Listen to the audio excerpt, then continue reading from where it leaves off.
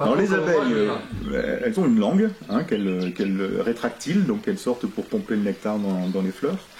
Et de retour à la ruche, en fait, ce nectar, elles vont faire deux choses. D'une part, elles l'échangent avec d'autres abeilles en y ajoutant des enzymes qui transforment les sucres naturels qui sont dans le nectar. C'est ce qui va faire du nectar un miel. Et ensuite, elles le sèchent.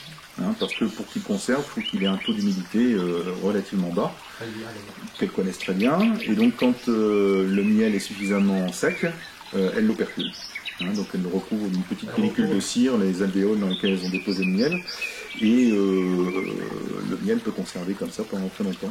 Mais alors, elles ont tendance à accumuler, parce que quand les conditions sont favorables et qu'elles peuvent accumuler du miel, elles en accumulent tant qu'elles peuvent. Oui, elles font du stock, quoi. Voilà, elles font du stock. Donc c'est ce dont on profite nous, hein, en mettant au-dessus de la ruche une caisse supplémentaire, et tant qu'elles peuvent en remplir, elles remplissent. Et donc c'est ce miel-là qu'on récolte. Leurs besoins sont très très faibles. En fait, elles récoltent essentiellement pour élever des larves et que la colonie se développe. Hein, donc tout le long de la saison, toute la première partie de la saison, la colonie est en expansion, la reine pond beaucoup, et en fait la nourriture de ces larves demande énormément d'énergie, hein, miel et pollen. Voilà, et donc en fait ce qu'elles récoltent c'est essentiellement pour nourrir les larves. Après ça, les réserves d'hiver, évidemment ça leur permet de passer l'hiver et de produire de la chaleur en consommant du miel en fait. D'accord. Ouais. Voilà, hein, et donc l'humidité est très préjudiciable aux abeilles. Le froid, elles ne le craignent pas. Parce l'hiver, elles se grappent. Alors d'une part, elles consomment très très peu d'énergie. Elles se regroupent oui, au centre de la ruche. Et puis elles organisent un espèce de mouvement de convection pour que les abeilles qui sont à l'extérieur de la grappe rentrent progressivement à l'intérieur et celles qui sont à l'intérieur sortent à l'extérieur. C'est comme ça qu'elles font leurs échanges de température et que celles qui sont à l'extérieur peuvent aller chercher de la nourriture. D'accord, oui, c'est un système bien rodé, quoi. Ça marche bien. ça, vous pouvez le filmer, hein, d'ailleurs c'est la désoperculation. Donc, il existe des machines pour ça, mais moi je fais ça de façon manuelle et à froid. De la même manière, il existe des couteaux chauffants, mais ça abîme un peu le miel. Désoperculer comme ça ne l'abîme absolument pas. En fait, ce bac sert un peu d'égouttoir, quoi, hein, donc les opercules s'égouttent là-dedans. Après, je les centrifuge pour les sécher le plus possible. Et la cire que je récupère, je la fonds, j'en fais des lingots. Je la donne à un atelier qui me les transforme en feuilles de cire qui me permettent de faire des nouveaux cadres pour la saison suivante.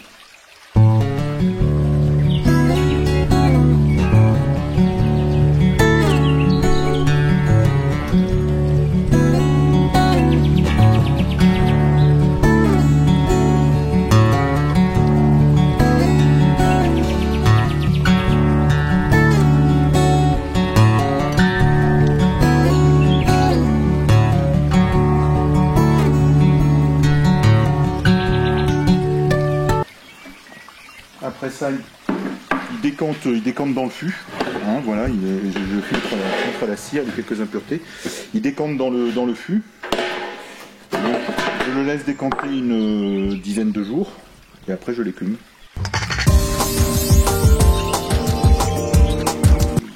10% de détail pour 90% de gros, quoi. Oui, le gros, c'est 95.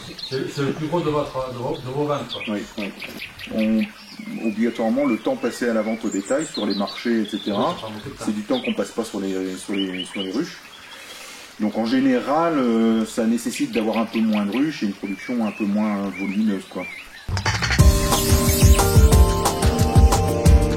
La première mielée possible pour moi, c'est le romarin, parce que mes ruches l'hiver descendent dans les Bouches-du-Rhône, à côté d'Aix-en-Provence. Et donc au mois d'avril, bon, mais le romarin ne marche pas tous les ans. Cette année, ça va rien donner du tout. Ensuite, à la mi-mai, je monte mes ruches les ruches qui sont les plus belles, je monte des ruches dans le nord de l'Isère pour faire de l'acacia. Et cette année, je les ai laissées sur place. J'ai récolté mon miel d'acacia, j'ai laissé les ruches là-haut. Et derrière, j'ai fait du châtaignier. Voilà, j'étais sur des zones où j'avais acacia et châtaignier, c'est des deux floraisons qui se succèdent. Et ensuite, après le châtaignier, je les redescends sur les lavandes. Et les ruches que je n'ai pas montées en Isère, je les monte ici, à la Minée aussi, autour de Saint-André, donc à Moriez, à Alons, à Méhouille, ici juste à côté, enfin bon voilà, les différents emplacements. Et les plus belles, au moment de la floraison de la lavande, vont sur la lavande. Voilà. Et il y a des demandes plus spécifiques pour certains miels, le miel de la viande, le miel d'acacia Les gens demandent beaucoup du miel de lavande. Ils savent que c'est la région de production, et donc les gens, bon en plus, après c'est une question de goût, mais enfin c'est celui qui est apprécié par le plus grand nombre de personnes. Maintenant il y a des fondus du miel d'acacia, il y a des amateurs pour tout.